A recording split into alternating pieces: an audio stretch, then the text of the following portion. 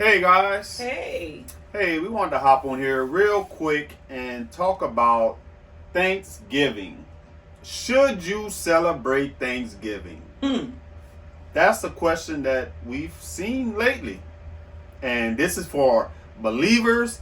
And again, we have Christians that stumble across this channel, and Christians may be watching this channel. So this is going to be addressed to you also. So those that have been in this walk for a while, y'all just bear with us, because we say this all the time. New people are at different stages in the walk, in the belief. So we have to bear with each other. We have to reason with each other, and they have these questions. In fact, when we came into the belief, we had the same questions. So we didn't immediately stop with the holidays. When we came into the truth, we didn't know about the holidays. We have to remember, when we come into the knowledge of truth, it's steps to this truth. So as you start learning, then you start realizing, hold on, all of these things were lies. All of these things were myths, fairy tales. And then you start digging deeper, and then you realize, hold on, this has nothing to do with the scriptures. This is nothing to do with the scriptures. The baby Jesus, and how do you say that? Is the reason for the season. This thing is false, and all of this, and now you start realizing that, hold on, these holidays are man-made traditions. I got to come out of that. So that probably happened for us maybe like within a month of actually being in this truth. When we actually started noticing, I don't know if I would say a month, or maybe when it was getting more closer to the holidays. So I really don't remember, but I know it wasn't right away. It wasn't right away. Absolutely. So this is important because different people will have different questions when it comes to celebrating holidays, like Christmas and Thanksgiving, Easter, all these things. And well, especially the big two is Thanksgiving and Christmas. Christmas, we know that Santa Claus, and that's what they say Jesus' birth, and we know that has a lot to do with paganism. A lot of the origins come. Yes, we did a video on should you celebrate Christmas, so check that one out also if you have questions. But Thanksgiving, we kind of use more logic with the Thanksgiving holiday. We'll say, you know what? It's just about family. I want to celebrate with not celebrate, but I want to eat a meal with my family. Yes, what's wrong with that? It's family getting together. There's no harm in that. And that's the thing too. We have to remember, being that we're in this walk, we always going to have the adversary that's going to come in and try to trip us up, and he's gonna always have some truth with some deception in things, and also he's gonna be trying to use our family members to tug at our hearts, to cause us to do the uncomfortable, or to cause us to do things that we should not be doing. For instance, like celebrating with our family members on man-made holidays.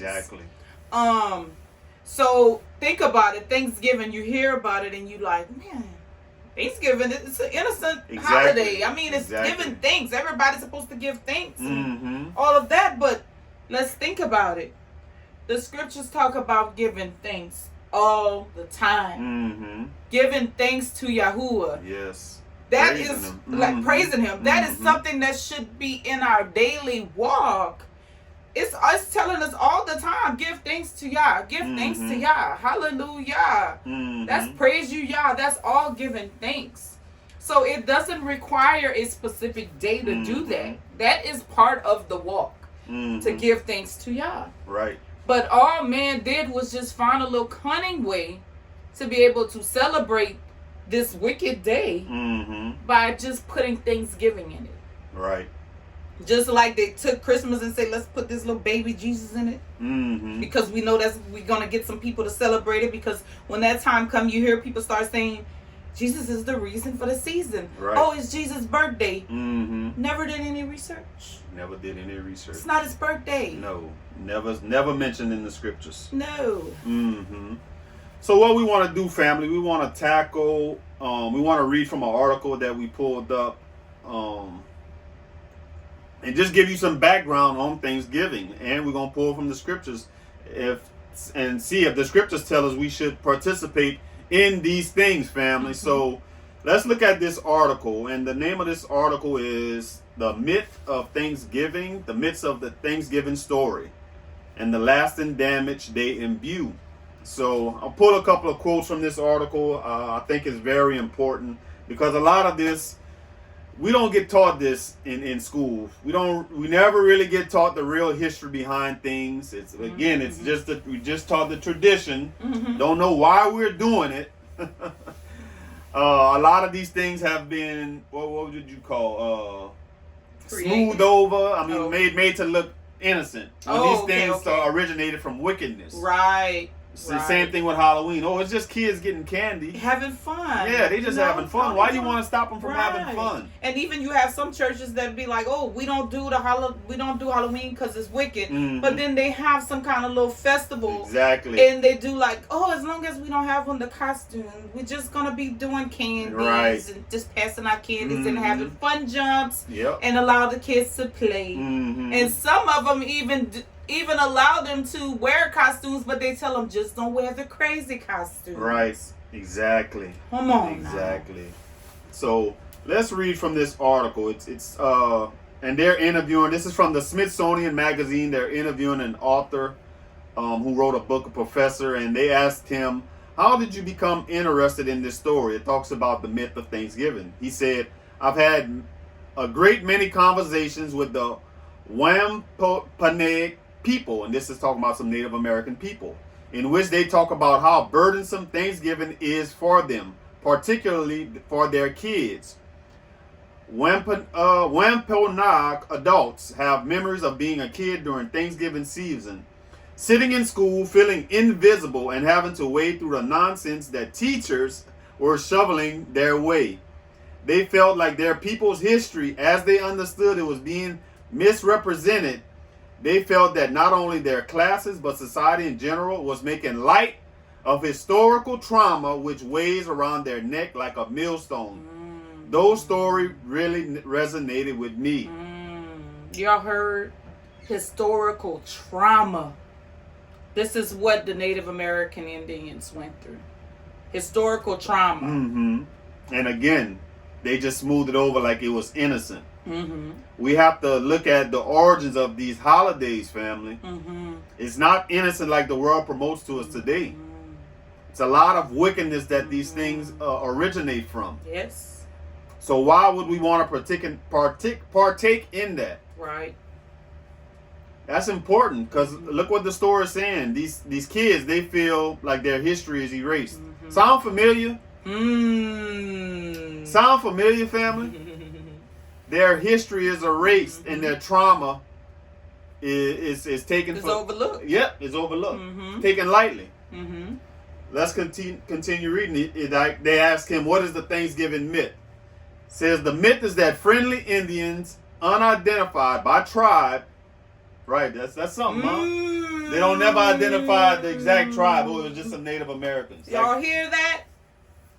By tribe. By tribe. There was a tribe. There was a tribe. Yep, absolutely. All I'm gonna tell you all is, I was told by my grandmother that my great grandmother was an Indian, and she had long hair to where she used to roll up her hair and put her hair in her pockets. Wow. So when you hear about tribes, I just wanted to add that in there. Do your studies on the Indians. And when you think about it, I talked a lot about this in the documentary too. The scriptures always talked about tribes. There's only one group of people where they're always identified by tribes. You don't hear any other nationalities or anything that's identified themselves by tribes. It's a certain group of people that are identified by tribes. It's a part of Israel. Yep. Let's continue reading. It says, they welcomed the Pilgrims to America. This is the Thanksgiving myth. It said they taught them how to live in this new place, sit down to dinner with them, and then disappear. They hand off America to white people so they can create a great nation dedicated to liberty, opportunity, and Christianity for the rest of the world to profit. That's the story. It's about Native people conceding to colonialism It's bloodless and in many ways an extension of the ideology of manifest destiny. That's deep, family.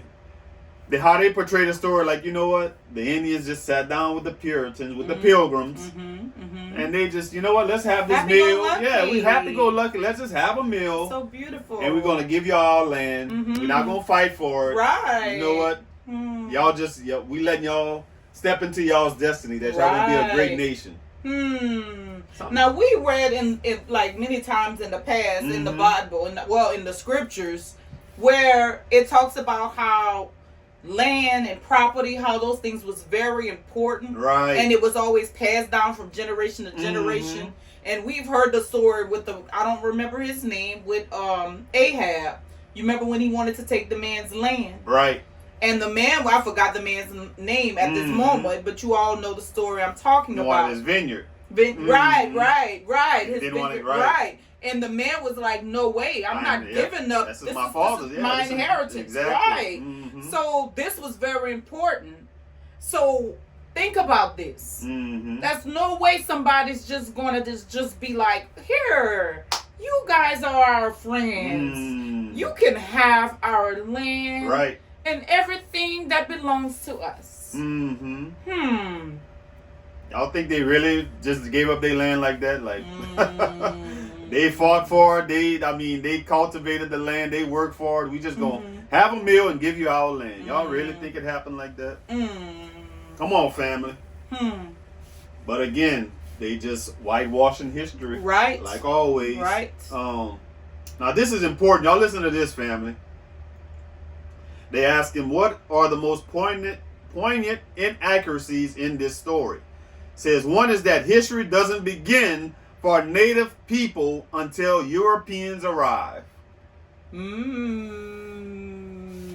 sounds like for black people, their history doesn't begin before Martin until the slaves reached America. You don't know anything about black people until they landed on the shores of America.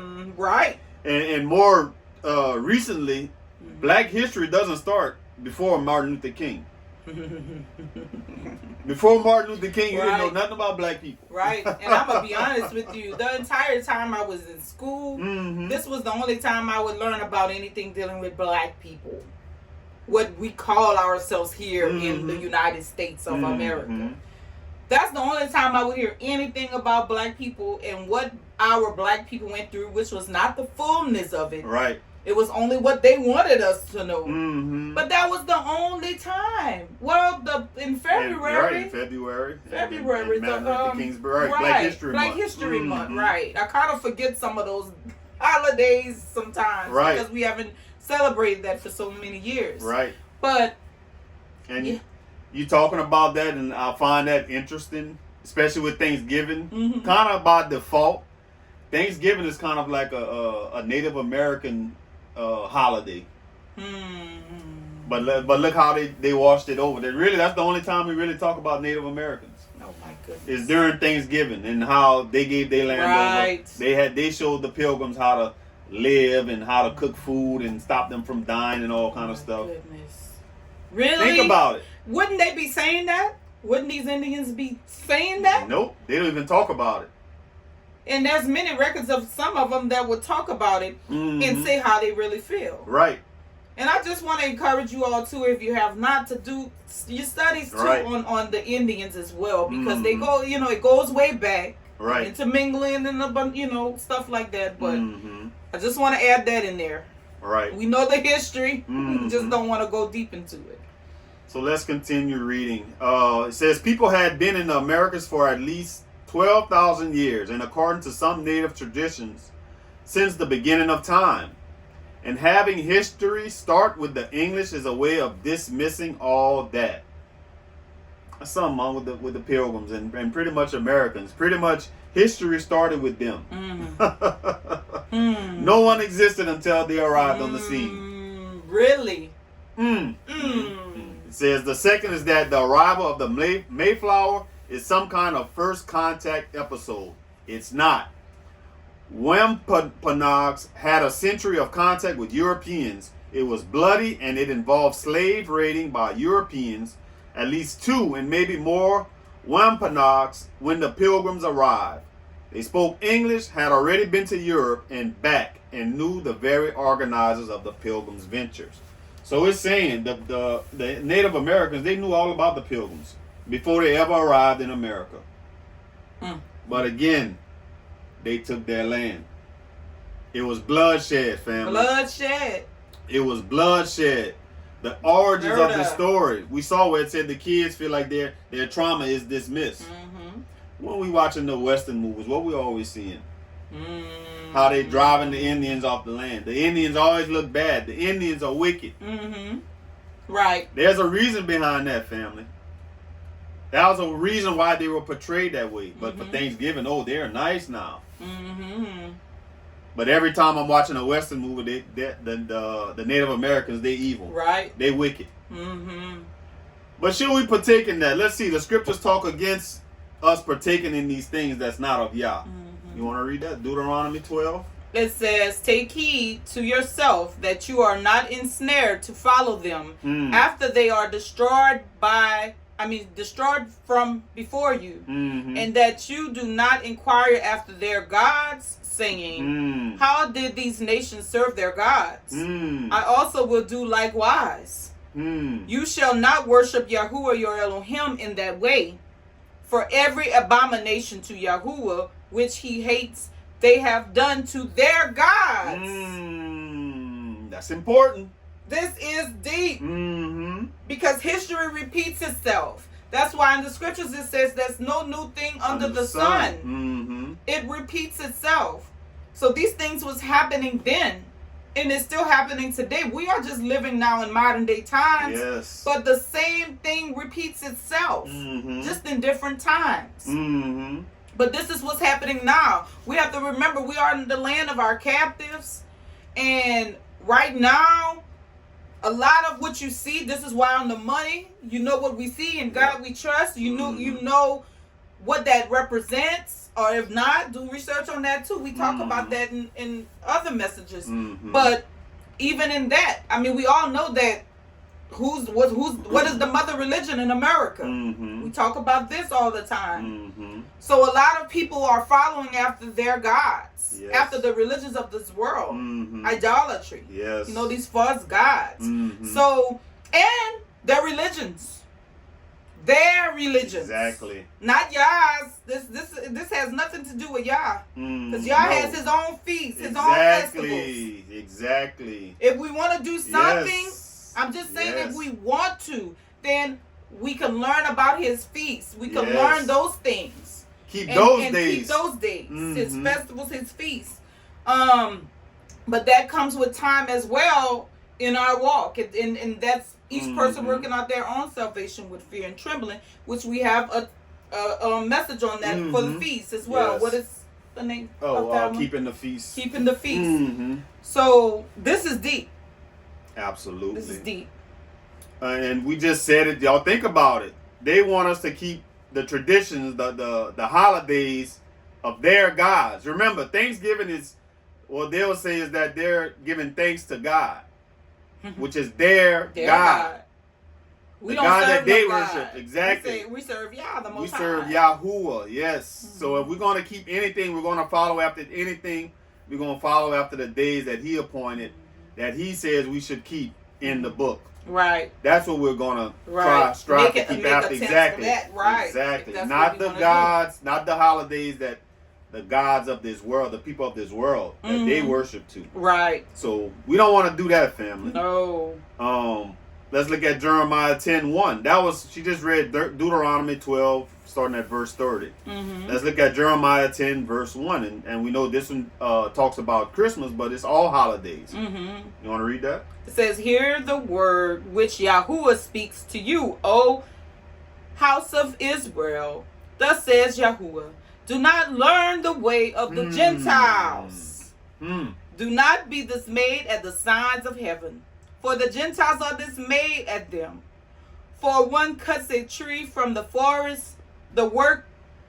Oh, I missed one. "For the customs of the people are futile, vain.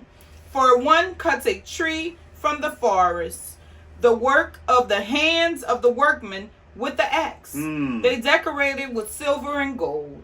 They fasten it with nails and hammers, so that it will not topple.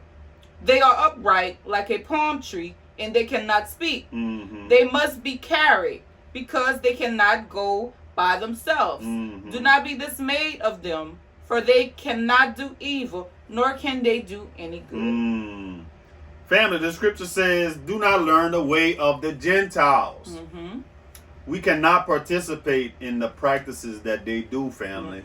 If we call ourselves walking in this truth, we don't want to partake in these holidays. Yes. Worshiping their gods, family. Thanksgiving is giving thanks to their God. And if you want to say, okay, it's just to get family together, that's how you feel. But how does y'all feel? Exactly. We can't use our logic in this, family. Right. Because he says not to learn the way of the nations. And so if we all together, and I know that these nations are doing it for the purpose of following the religions of man. Exactly. And even though if I'm in the midst of them and I'm doing it for y'all, but I'm partaking in it. I'm still in the midst of them partaking in it. And I'm not making a stance. Because really, this walk is about being able to make a stance. It's being able to be looked at as an outcast if need be. Well, you will if you're in this walk. It's being able to be looked at like, they're not who are they? Weird and all of these things. And be okay with it.